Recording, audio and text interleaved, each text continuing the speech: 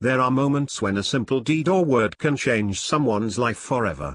Whether we take that moment or neglect it, its consequences are often life-changing. I woke up to the sun shining through my window. The blinds were halfway closed, which created light and dark patterns across my bed and up the wall. Although the bright sun rose early, I couldn't help but think winter with its cold bone-chilling grip had overstayed its welcome. It was hanging around like an old mooching uncle who comes for a visit and moves in. Obviously, I was tired of the cold, and anxious for it to move on. I gazed at the patterns of light on the wall as I struggled with feelings of disappointment. It made no sense to me that it wasn't any warmer when the spring sun lit up the room. Now, being so early, I wasn't ready to get out of bed. So, when I tried to snuggle pulling my covers tight around me, I inadvertently shifted my feet from under the warm blankets, which delivered a chill all the way up my back. I guess I forgot to turn the heat on last night. Then, when I considered putting my cold water testers on the floor, I let out a symphony of obnoxious moans, serenading my digressive attitude downward to the grouchy animal I can become in the early morning. Getting up shouldn't be so hard. I pulled my feet back under the covers, slid the pillows over my head, and pretended it was dark. After maneuvering myself into position to sleep for another 37 minutes, or so, the phone rang. I rolled over halfway and answered it. Jessie was on the other end. "Hi, Dad, what are you up to?" "Well, I'm arguing with the morning. It's trying to get me out of bed, and I'm resisting." "What are you doing so early this morning?" "I'm on my way to my first appointment and figured I'd call and find out what you're doing today." Jesse does auto apps, and his day often starts early in the morning. So, he frequently calls me before his first job. "I have a job near you this afternoon and was wondering if you're gonna be around." "I'll probably be in the garage finishing something, as usual." "Come on over." "Hey, Dad, I was reading in the Old Testament about King David being a man after God's own heart. Didn't he sin against God?" "Yes, he did." That sparked a conversation regarding David and Bathsheba, and what it means to be a man after God's own heart. We continued discussing the Old Testament until our conversation shifted into controversy as usual. His mind was always in high gear. I could barely keep up with his many theories. His ideas were not horrible, but he often expressed them with complex deductions followed by an array of questions, always related to the Bible.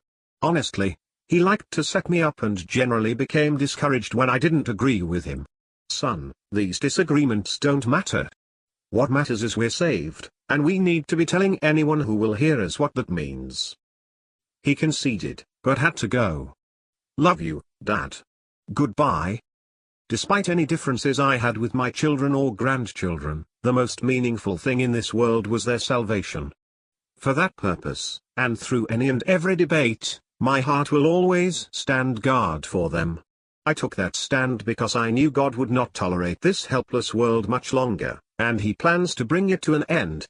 When He's finished, Christ's kingdom will be set up right here on earth.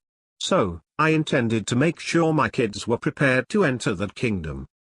I plunged my head back on the pillow and laid there daydreaming for a while as I often did, thinking, what would I do today if I was in Sierra? Sierra was where I wanted to live during Christ's reign, during the millennium. I always thought of it as my heaven. Several years back, I started having daydreams about Sierra. In fact, I obsessed over them. It was like the dreams were coming from somewhere outside me. My daydreams generated a life of their own to the extent I was living in two worlds, the one I was currently experiencing, and the one in the future.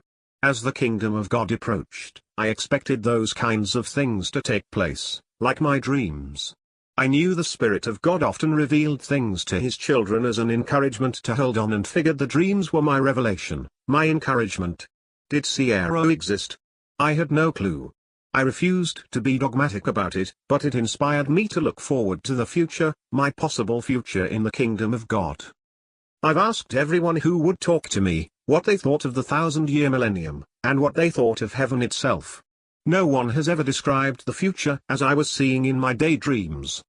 Of course, I kept my mouth shut regarding many of the details, such unexpected details, for fear that my family and friends might think I was off my recliner. Although I intended to encourage anyone who would listen to consider their future rather than discourage them with details they might not comprehend. I have always found it interesting when the conversation turned to heaven, and nobody who participated had the slightest clue about what I was talking about. Weren't we living Christian lives for a purpose? Wasn't that purpose to live in God's kingdom one day? Very few understood what that entailed. I was often flabbergasted. Before I completely gorged on my foolish self-righteous indignation, I slithered out of bed. Immediately, I raced out to the living room to turn the heat on, and then showered and got dressed. After my morning foo-foo coffee, I wandered into the garage, which was packed from floor to ceiling with old furniture. I was making a meager living fixing and refurbishing older wooden furniture. It didn't pay well, but I enjoyed it. I could never get rich from the profits, but God always provided. I often worried when it appeared that nothing was going to sell, but someone always showed up to buy something. Besides, after 30 years of being an accountant and sitting at a desk, it was nice to work with my hands. I opened the garage door to add additional light for my old eyes to see, when I nearly had a heart attack. The neighbor's cat spent the night in my garage.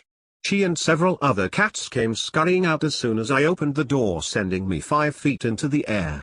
I didn't mind as long as they didn't leave a mess. Well, I smelled nothing to provoke worry. As I chased them out, I looked across the street to catch the cat's owner standing outside next to his mailbox. "Hey, Paul. Your cat broke into my garage again last night." He was standing outside in a rather feminine, flowery robe. "Good morning, Jeff," he said, and then dashed, rather quickly, back into his house. I didn't get a second chance to point out again concerning his cat. Certainly, he was embarrassed standing outside in that robe. I can understand, as it was a somewhat girlish-looking robe. I wagered it was his wife's.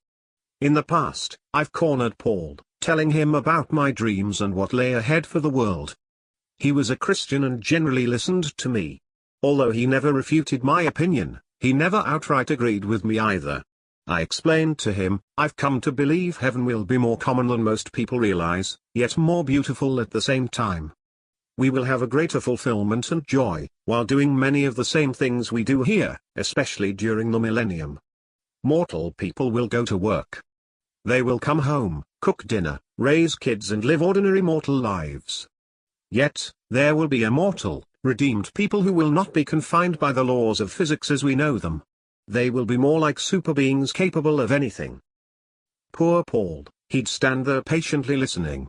I bet he tapped his foot more than a couple of times. I was too absorbed in what I was telling him to notice. Every night I prayed for Paul and my other neighbors, asking God to grant them understanding. Help me help them see.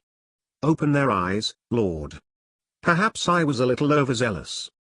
I frequently told them there was something celestial about my dreams, and how I often expected my next step to be right out of this world and into the next. Honestly, if everyone knew what God planned for the future, and understood what that meant, they would do anything within their power to be there. As often as I tried to tell others, many didn't believe it was possible. The obsession was taking over my life. As I stood in my driveway for 10 minutes thinking about all of this. Probably any neighbor who looked out their window and saw me must have concluded something was wrong with me. It was time to get busy. First, I thanked God for the nice weather. Eventually, it would warm up and I was grateful I could work outside on large pieces of furniture, projects I could not work on in the confines of the garage. Thank you for this beautiful day, Lord. Second, I picked out a table to pull out of the garage, and because of the expected weather, I could sand off the old paint and varnish without having to wear a mask. While clearing other projects out of the way, I recalled the conversation with Jesse. He became frustrated with me, again, and said goodbye because he did not want to argue, nor did I. It was important that I didn't do or say anything to hinder his growth in the Lord. When I accuse him of being extreme, I have to let him know I'm right there with him. I love my boy, his brothers, and sisters too. With the exception of Sophie, the rest of my kids were now adults with families. Sophie was only 9. Between the other 3 children, I had 11 grandchildren. They are most important, and I prayed for them several times every day. And I longed for the day when we will be together in the kingdom of God. I pulled the table out, looked over my supplies to find I needed materials to finish the project. So, I headed for the hardware store. Halfway to the store, another driver, driving a big 4-wheel drive pickup truck, broadsided me. He ran a red light, crashing into me so hard that it ejected me from the vehicle. I saw him coming, and he was moving fast. When he hit me, the passenger side door came crushing towards me. Although it wasn't slow motion, the details were visible and easy to follow. Glass flew in every direction. The passenger seat compressed like an accordion. Different parts of sheet metal, such as the hood, twisted and folded. I suspected any movie theater would have produced this scene as a movie trailer. The force of the impact knocked my car up over the curb. As soon as it hit the curb, my door flung open, and I was ejected from the vehicle. Again, I saw every detail of my situation as I passed by the driver's door. My body flew across the sidewalk and continued down a grassy embankment. It didn't hurt, but I noted every part of my body as I made contact with the ground. Coarse tall grass kept scratching me as I mowed my way down the embankment. Ironically, I took notice of a couple of tall dandelions as I tumbled by, rolling, flipping to the bottom of that uncut grassy hill. All along, I thought, how odd. How can this be possible? Again, I expected lots of pain, but it didn't hurt. It seemed like I tumbled forever before coming to rest. Pandemonium blew in like an erratic wind as people were screaming all around me. Other drivers, who stopped to help, were running around in a burst of hysterical excitement as the faint sound of an ambulance drew closer. Everything became silent, and I blacked out. I don't know how long I laid there unconscious. It must have been a while. When I woke up, I couldn't open my eyes. Oddly, I heard birds singing from every direction. I smelled forest, fragrant flowers, and dirt. The sun fell sweet on my face and warmed my whole body. Curiously, it was as if I just woke from a most wonderful nap. Once I was able to open my eyes, I saw an incredibly absurd, fat old husky squirrel squatted square in the middle of my chest. He stood on his back legs holding, quickly twisting a nut or acorn. He glared right at me while eating. I heard a cracking sound when he lifted the nut to his mouth. I growled at him, but the little scoundrel refused to move. Finally, I shouted, "Hey!" Afterward, the pint-sized hoodlum ran away.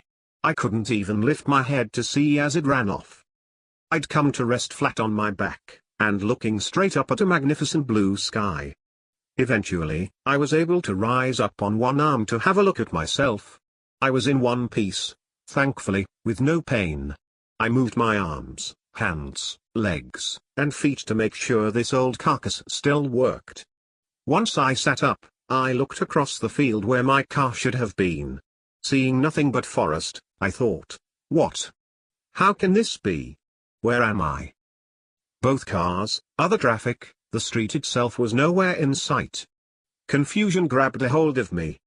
Yet, in a bizarre kind of way, I was experiencing an unnatural rush of energy, which only added to my quandary. I stood up and looked around. I was standing in a small meadow surrounded by trees. It took several minutes to organize my thoughts. Afterward, I directed my attention to a trail leading into the forest on the left. I concluded I was facing west, so the trail ahead of me led south from where I was standing. Just beyond the trail was a large creek flowing north. The trail was the only way out. I figured I should start there. So, I headed for it, but before I reached the trail, I became unstable and paused to realign myself again as crazy thoughts were rushing through my head. Think, Jeff, what happened?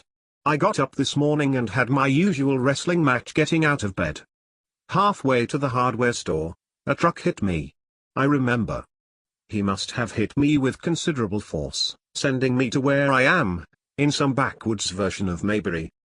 I became dizzy from the rapid desertion of mental gravity and cross-eyed reason. Nothing made sense. So, I did the only logical thing, other than screaming like a madman or crying like a little girl. I headed down the trail, hoping it would lead somewhere familiar. Each step bore a sense of discretion. It took at least 20 minutes to pacify my nerves. Then I noticed how remarkable the landscape was. It was dreamlike. I stopped to put my hand against a tree and pushed. I took a deep breath through my nose. The tree was real to the touch, and the forest smelled of a wonderful wild scent. Can you do such in a dream? I wasn't sure. Well, dream or not, I instinctually knew I should keep moving. While observing the extraordinary scenery, I noticed that creek to the right was half shaded by tall trees and half lit by the sun. It sparkled as it flowed while playing an enchanting symphony, the gentle melody of water rippling over rocks. Several rainbow trout jumped out and splashed back into the water. Ferns amid other small water plants crowded the banks along its sides. Several kingfishers were standing atop a few of the boulders protruding out of the water. Each one looked like a small statue, staring and ready to dive into action. 3 deer crossed 20 feet up the path in front of me. Each stopped to look in my direction. Afterward, they walked to the creek for a drink of water. As I passed them, not one of them paid attention. They displayed no natural fear of me. Meanwhile, the trail felt cool and noticeably damp to the skin from the shade of the tall trees. Again, the forest, dirt, water, and plants wonderfully united to affect the senses. What an ideal place to drop a fishing line. I was inspired by the kingfishers standing over the water. As I continued along the path, I lost command of my thoughts again. I quarreled with myself whether this might be a dream or an implausible reality. I became confused, tortured, and weak, so I leaned back and steadied myself on an old fallen log beside the path. Man, I want to go home. I'm in no mood for a hike today, especially in dreamland. This is stressing me out. I hope that guy paid up his insurance. That was my state of mind. Of all things I could have conjured up to avoid this reality, I diverted my thoughts to insurance. Whatever my situation, this unwanted altercation presented itself as an internal tug of war, and I was pulling for my sanity. Eventually, I concluded, despite my dream state of mind, it was fruitless to ignore such obvious confirmation to the contrary. Here I was standing in a real forest, overwhelmed by the alluring beauty of the terrain. What further evidence did I need? Besides, this clamor was giving me a headache. Since determining it was real, I concluded for some unknown reason, someone seized me from the accident and deposited me here. Whether it was the angel of death, who carried me off to heaven, maybe a serial kidnapping maniac, or an ambulance driver that loved to kidnap old people and leave them in the woods. Some evil person drugged me, kidnapped me, and dumped me in this forest. Who would do such a thing? Who knows? I don't. But at the moment it seemed like, although unimaginable, the greater of the two absurd dreamless possibilities. My kids, family, and friends came to mind. I longed for them, which added to the struggle. Finally, like a referee, I called the last round of the fight until those concerns yielded to my present physical location, and I was on my way again. Without further delay, I went back to observing the forest. The tall, dense trees opened into meadows of flowers, bushes, and small trees in full bloom. It must have been early in the afternoon during late spring or early summer. The sun sat straight overhead. When not in the cool shade, the temperature exceeded that of an early spring day. At home, it was still in the beginning stages of spring. After hiking for at least another hour, the trail ended at a field where a log cabin with a manicured front yard sat in the middle. 3 clotheslines hung to the right. 2 sheets were hanging from 2 of them, next to each other, flapping in a light breeze. I hesitated to see if anyone was in the front yard. Then, I walked past the clotheslines hoping someone might be there. I inhaled the freshness of the sheets drying in the sun as I passed them. No one was on the other side. I returned to the front of the cabin. The front door appeared open. So, I approached the open door.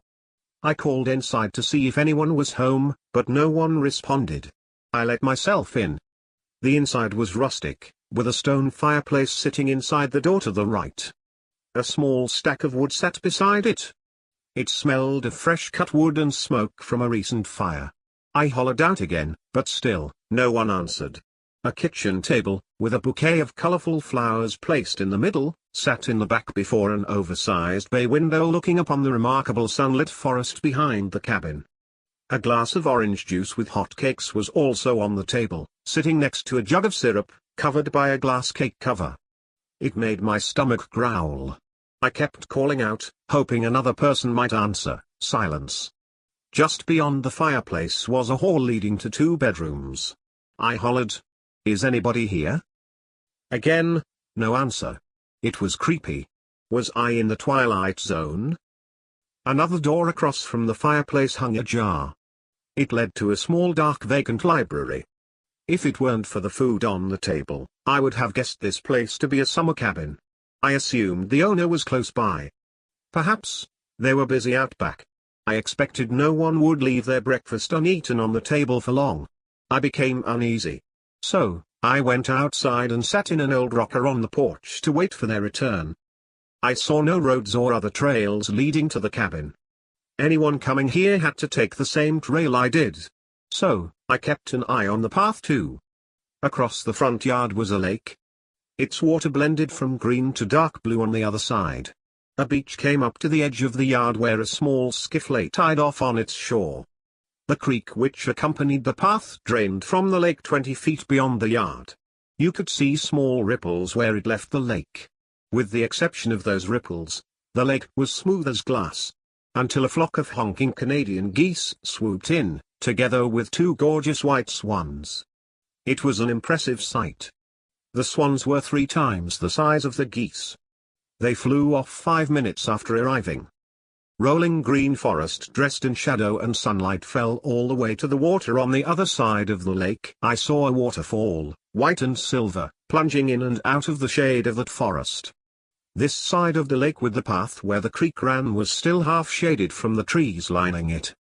For me, there are no words illustrating the beauty of what lay before me. It was more of a captured feeling than anything else. The cabin was remote and there appeared to be no evidence of human activity other than the cabin itself.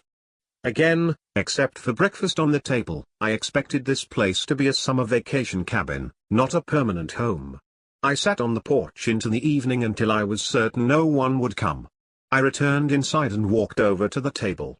I lifted the cover and checked to see if the food was still edible. Surprisingly, the orange juice was still cold and the hot cakes warm. That's impossible.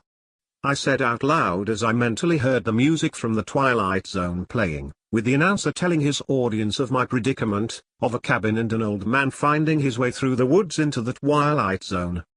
I nervously shivered as I took a seat at the table. Now hungry, I ate the pancakes and drank the orange juice. It was the most refreshing, best orange juice I've ever tasted. The hotcakes tasted great with the syrup, an unusually superb maple flavor.